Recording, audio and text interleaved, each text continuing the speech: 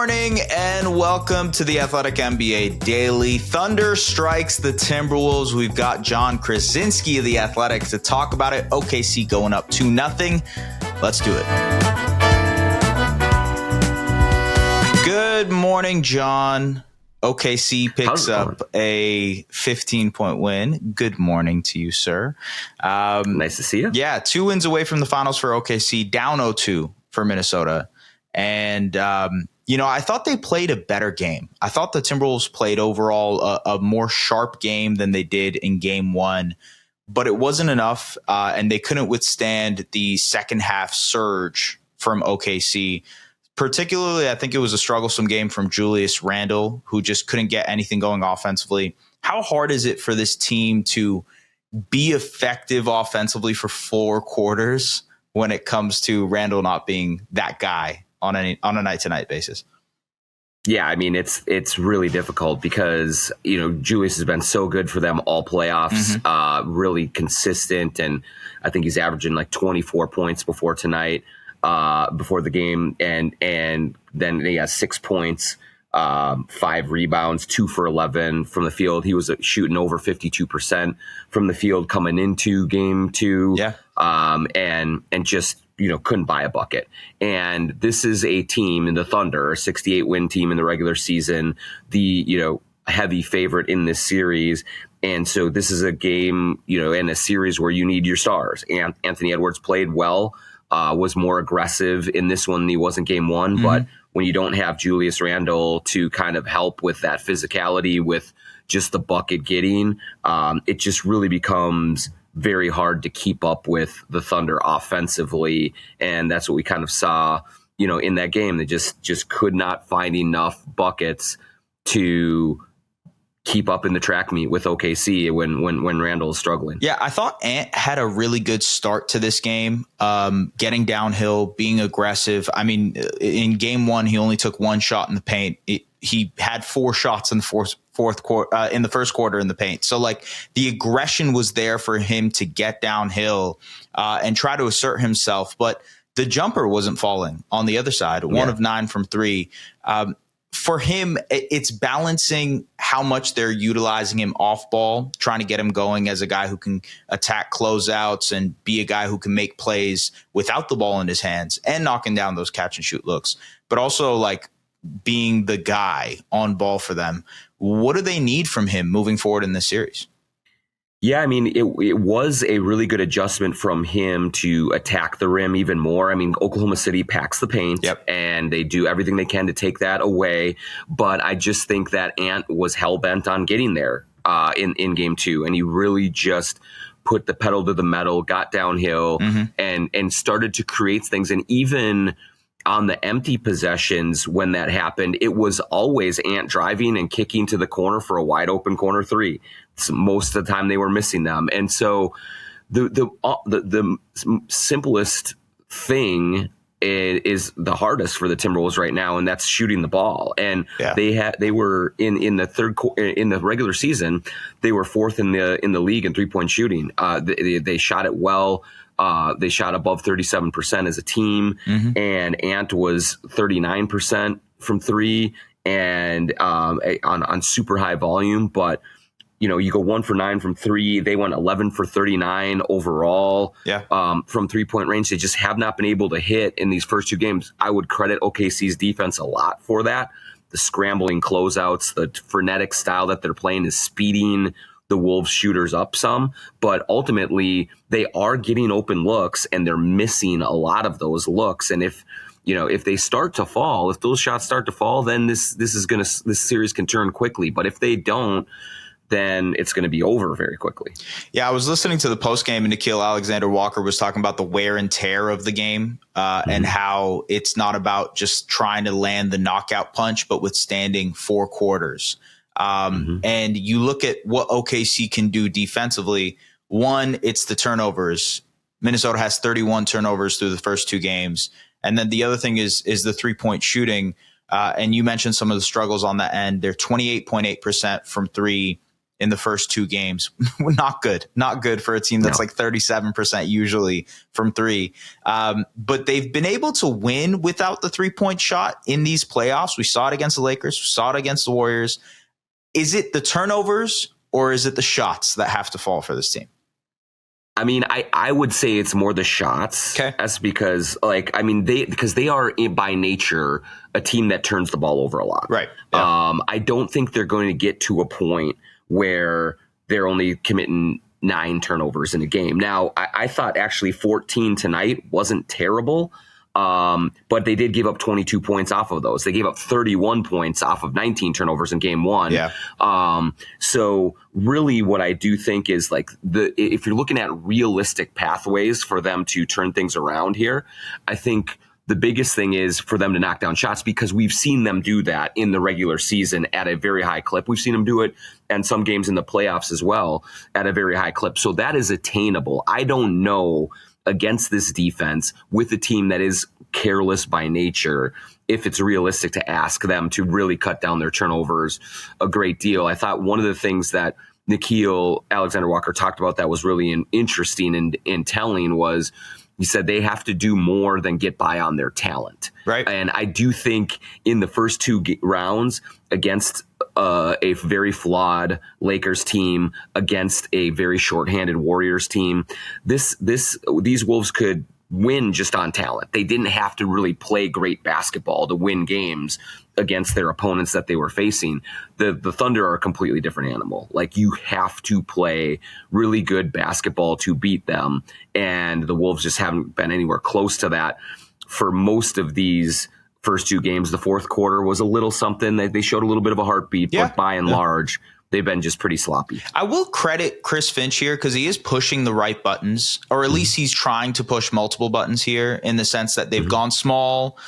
They've tried to go away from Rudy Gobert. They've tried to go with the Randle and Naz Reid lineups for a little bit. They lean into the whole aspect of like 5-out offense a lot throughout this series.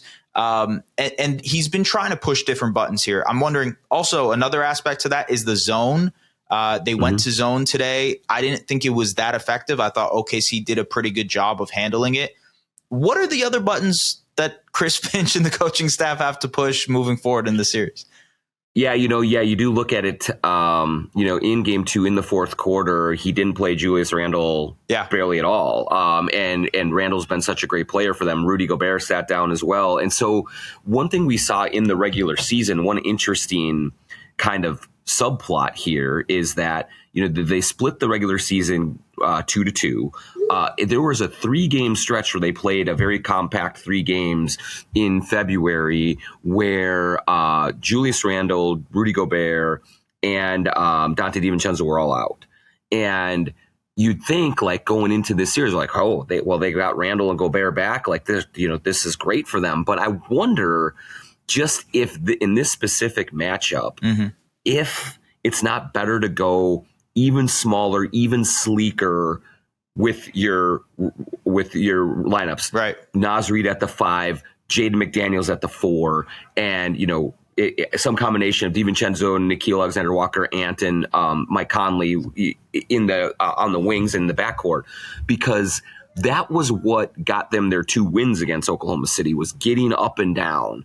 Like running with them, Shai, staying with them at that pace. Right. Yeah, exactly. And then blitzing Shai in the half court, getting the ball out of his hands, making other players beat him. Jalen Williams has played really well in the series so far, but testing that a little bit more might be an option for Chris Finch. I do think, I don't blame him for these first 2 games really trying to stay with what got them here and lean into being big, seeing if that'll work, but it so far has not. And so now it becomes like a kitchen sink thing, I think, where you got to be willing and open to anything. And so maybe they do, with this day off and then getting ready for game 3 on Saturday, maybe they do look back a little bit more at those games that they won and see that, you know what?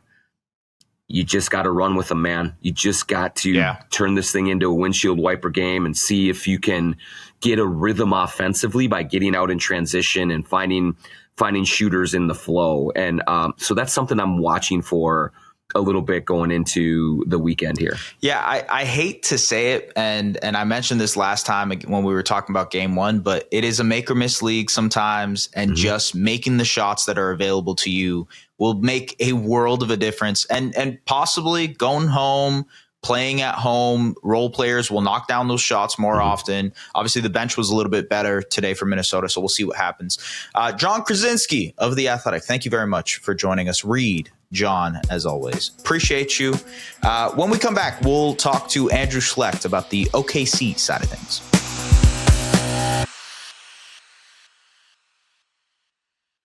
The Oklahoma City Thunder picked up a win, 2 wins away from the NBA Finals, Mr. Schlecht. 2 wins. And there was another big thing that happened today. Somewhat regular in Oklahoma City at this point. Over the last 11 seasons, they've had 3 MVPs, which is wild to consider. But Shai Gilgeous-Alexander was named MVP, officially got his trophy. Actually, it's been SGA week in Oklahoma in general, and in Toronto, by the way. Just wanted to mention that. But how has the experience been this week celebrating SGA and his MVP season? It's been really cool.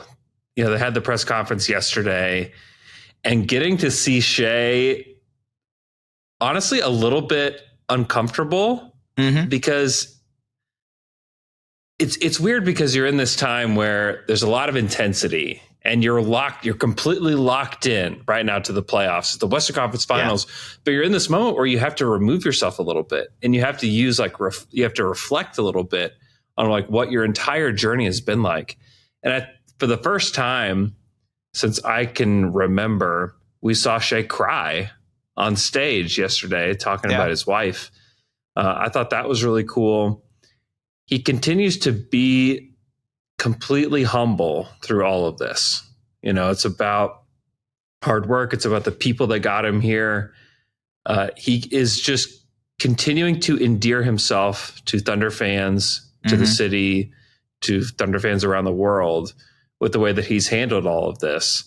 And he continues to kind of point to his teammates, in which, there's been stories written about these extravagant gifts, like $160K was spent on every one of his teammates, and they got rollies, man. They got rollies, they got all this stuff, and he continues to just kind of point to his teammates. He points to, his wife. He points to his parents about how he's gotten here.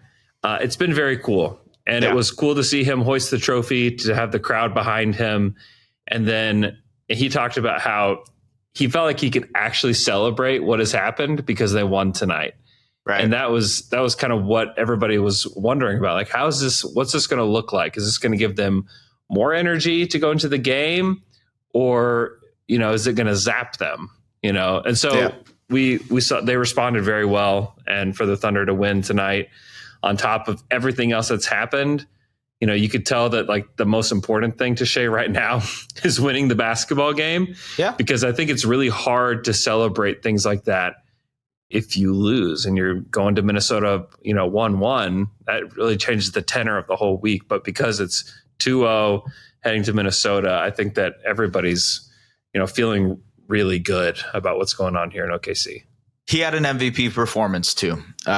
He showed off exactly why he was the most valuable player this season. 38 points, 12 of 21 from the field. Yes, folks, he got to the free throw line, but it was because he was aggressive. We won't get into that conversation again.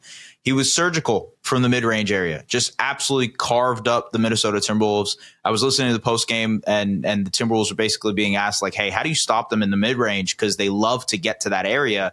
And they're like, man, it's just hard to stop SGA when he gets to his spots. He is so good.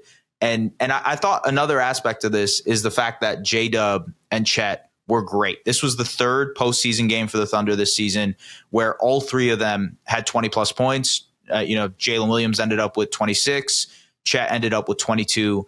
What did you see from the other guys, the trio here for OKC? It was a huge game from J-Dub. He had 11 points in the 4th quarter and he had a really big steal. I think that the Timberwolves had cut it to 10. Yeah. And then he stole the ball. He kind of somehow miraculously stole that ball too. He like picked the pocket and wrapped it around, and it was incredible. Yeah. I don't know how he did that. And then the ball gets up the court, gets in Chet's hands. He misses. Dub grabs the offensive rebound, puts it back in. That was a huge moment. He did miss the free throw, but it was a huge moment in the game because it felt like things were slipping a bit for OKC. Mm-hmm. And they just continue to find little ways to stabilize. I think it was actually a good thing for them because sometimes I feel like you can kind of ride high through a game like this and roll through it and feel like, oh, there's no resistance from this team. And like the fact is, like, we just haven't really seen the best punch from the Timberwolves yet. No, not yet. We saw a little bit of that, toward the end of the game. And I think it was good for them to feel that tension because that's what they're going to feel in game 3. This is a desperate Wolves team. If you go down 3-0, you're toast. Yep. It's over. Yeah. It could still go 5 or 6 games, but it's over, Yeah. And so I think that it was important for them to kind of feel that tension toward the end of the game and find ways to stabilize and find ways to push it back to 13 again. He hit a big 3-2, J-Dub did. And so it was just really good to see him play that way. And then Chet has been really great at the rim. There's been times where you watch Chet, around the basket and he is kind of going up soft or he can't find an opening and he gets his shot blocked. That happened a ton against Denver. It just felt like when he got underneath the basket that Jokic was going to block him or somebody was going to block him. And he really found, some dunks tonight. He found ways to score around the rim, which I thought was really important for him. He hadn't found the 3-ball yet, but I thought that he had some important rebounds. He protected the rim. They're able to play him at the 5 exclusively a lot, which I think is really good for them. I believe that was their best lineup tonight. Was Chet at the 5. And they closed with it too, right? They were leaning on that in the fourth quarter. And the thing about Chet, which is really interesting, Richard Jefferson has mentioned this in both games so far. It's like taking his time when he catches the ball.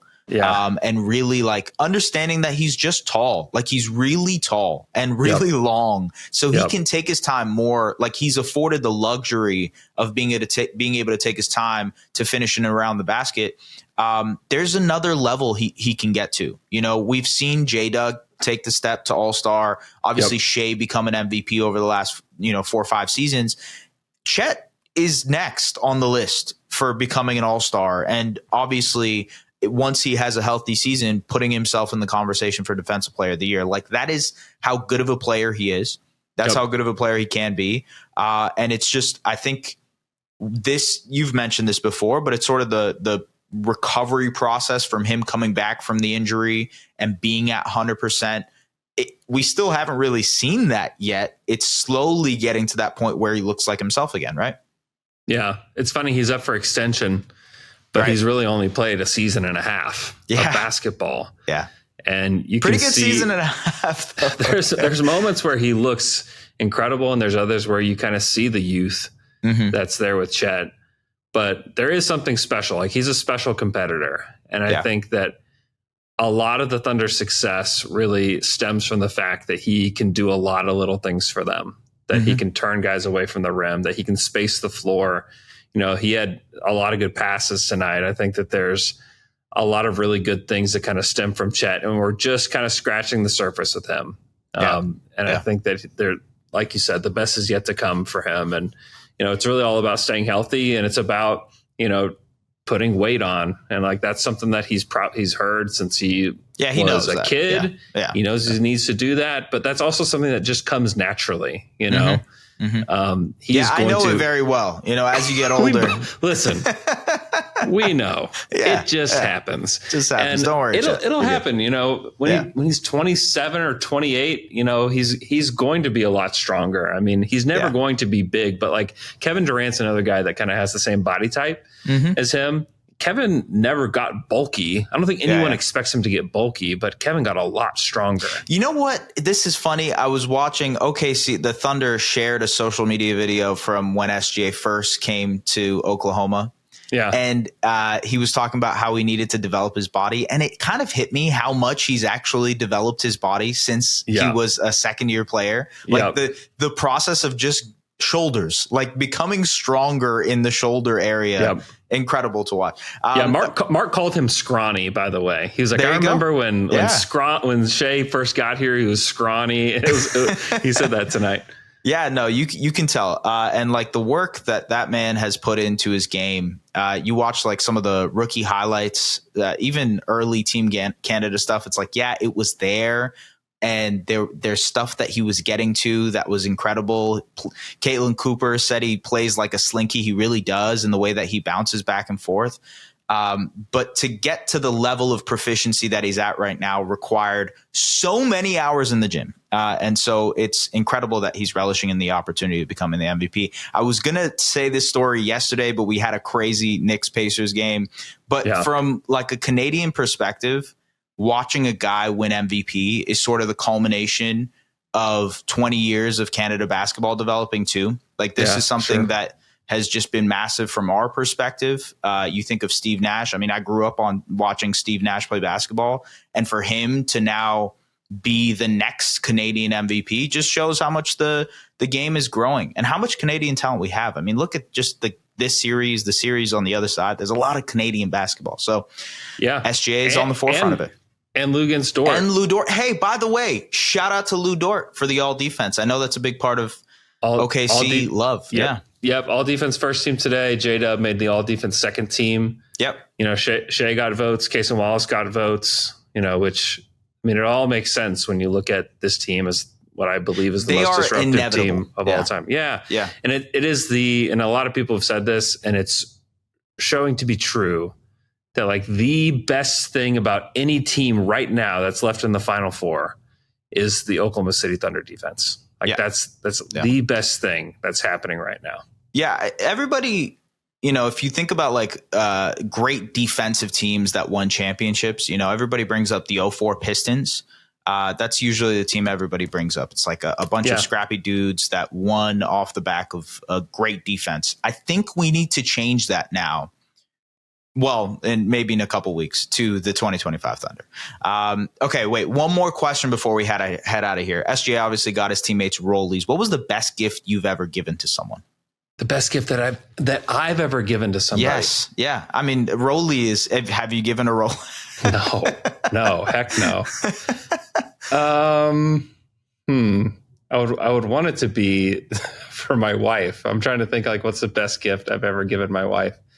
I mean, I gave her a really great engagement ring. Does that count? That counts. We are taking that. I like that. Does that count? Yeah, sure. And in fact, today it is now my wife and I's 16th anniversary today. Wow. Well, congratulations. So, shout out to Amy. Shout out to Amy. The best. Yes. And so that's awesome. For her. Oh my God. Yeah. Well, congratulations to Andrew. Congratulations to Amy. Congratulations to SGA for winning the MVP. Thank you to Andrew Schlecht. Thank you to Jon Krawczynski for joining us earlier.